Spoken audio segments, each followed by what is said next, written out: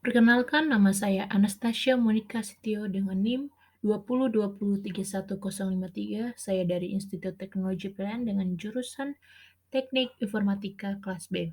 Kali ini saya akan membahas materi dari mata kuliah Komunikasi Data dengan dosen Bapak Max Teja Aji Cipta Widianto Eskom Mkom.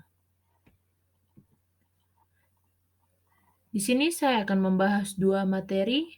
Materi pertama yaitu dari bab 3 tentang data komunikasi, model topologi ISO 7 layer dan TCP atau IP. Pembahasan yang saya akan jelaskan pertama kali yaitu tentang pengertian TCP atau IP.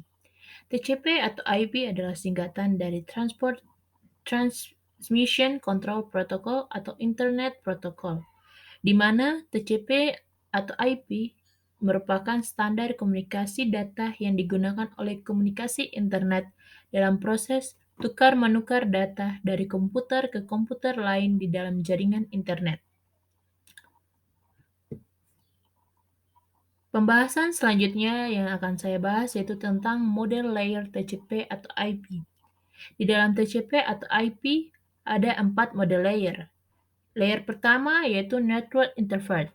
Layer ini berfungsi meletakkan frame-frame data yang akan dikirimkan ke media jaringan. Layer kedua yaitu Internet Layer.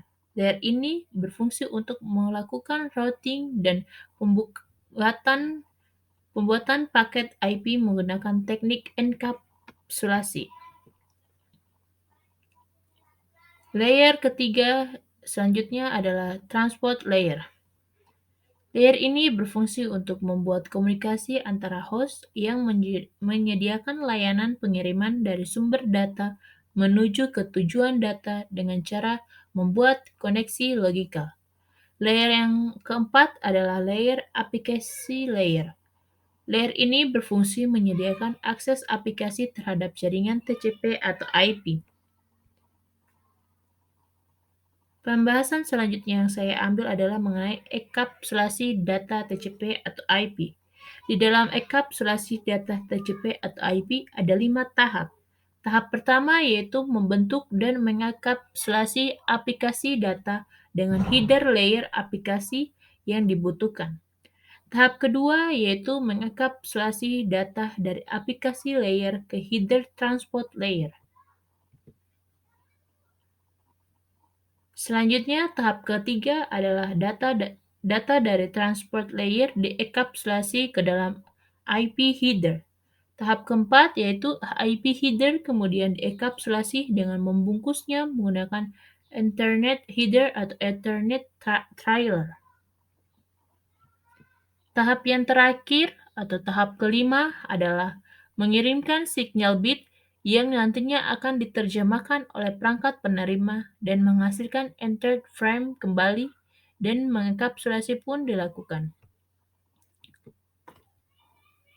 Selanjutnya kita masuk pada materi kedua dari bab keempat tentang model dan topologi jaringan. Di dalam materi kedua ini, pembahasan yang akan saya ambil pertama tentang jaringan komputer. Jaringan komputer memiliki 3 tipe. Yang pertama adalah jaringan LAN atau Local Area Network. Jaringan ini memiliki karakteristik 1. Mempunyai pusat data yang lebih tinggi. 2. Meliputi wilayah geografis yang lebih sempit. Yang ketiga, tidak membutuhkan jalur telekomunikasi yang disewa dari operator telekomunikasi. Jaringan yang kedua yaitu jaringan MAN atau Metropolitan Area Network. Jaringan ini merupakan gabungan dari beberapa jaringan LAN dan WAN. Jaringan ketiga yaitu jaringan WAN atau Wider Area Network. Jaringan ini biasanya menggunakan sarana satelit atau kabel bawah laut. Pembahasan selanjutnya yang akan saya bahas tentang topologi jaringan komputer.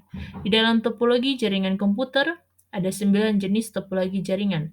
Yang pertama, topologi bus, yang kedua topologi ring atau cincin, yang ketiga adalah topologi star atau bintang, yang keempat adalah topologi mesh, yang kelima adalah topologi tree atau pohon, yang keenam adalah topologi linear, yang ketujuh adalah topologi hybrid, Yang kedelapan adalah topologi peer-to-peer. Yang kesembilan adalah topologi broadcast atau siaran. Pembahasan selanjutnya yang saya ambil adalah tentang perangkat keras apa saja yang kita butuhkan untuk membangun jaringan komputer sederhana. Yang pertama adalah perangkat keras server.